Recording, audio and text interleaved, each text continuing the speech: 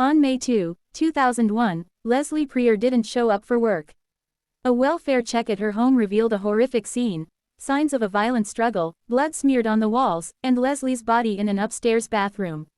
The official cause of death was blunt force trauma and strangulation. From the beginning, evidence pointed to a male assailant. Detectives secured male DNA from blood smears at the scene and from skin cells found under Leslie's own fingernails, proof she had fought back against her attacker. For months, suspicion fell on her husband, Carl Sandy Preer, but the DNA wasn't his. With no match, the case went cold for over 23 years.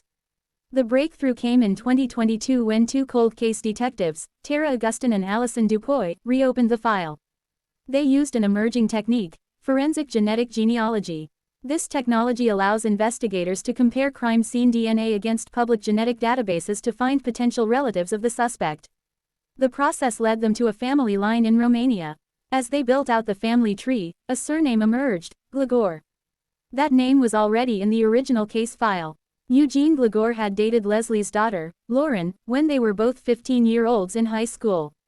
He had been a frequent guest in the Preer home, welcomed for family dinners and holidays. A former neighbor had even tipped off police about him shortly after the murder, but the lead went nowhere for years. Now, he was the prime suspect. But to confirm it, detectives needed a sample of his DNA. Since Gligor's DNA wasn't in any law enforcement database, detectives had to get creative. In June 2024, they tracked him to Washington Dulles International Airport.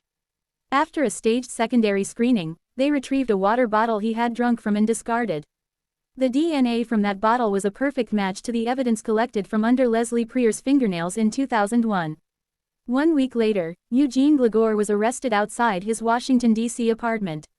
After nearly a year of maintaining his innocence, Gligor pleaded guilty to second-degree murder in May 2025.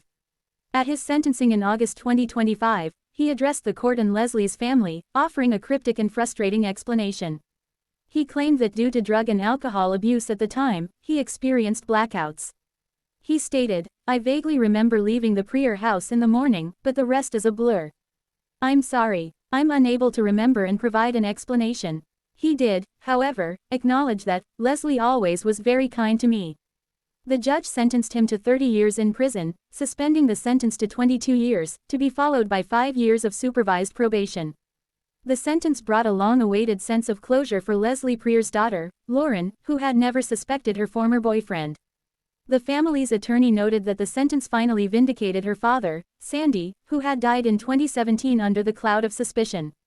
So, where is Eugene Gligor today? As of October 2025, Eugene Gligor is housed at the Maryland Correctional Training Center in Washington County, Maryland.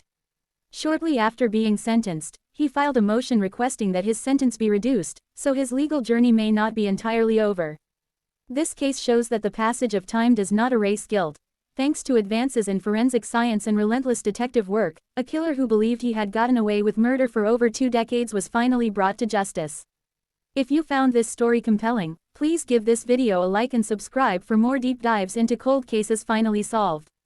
Let us know in the comments, which other decades-old cold cases do you think deserve a fresh look?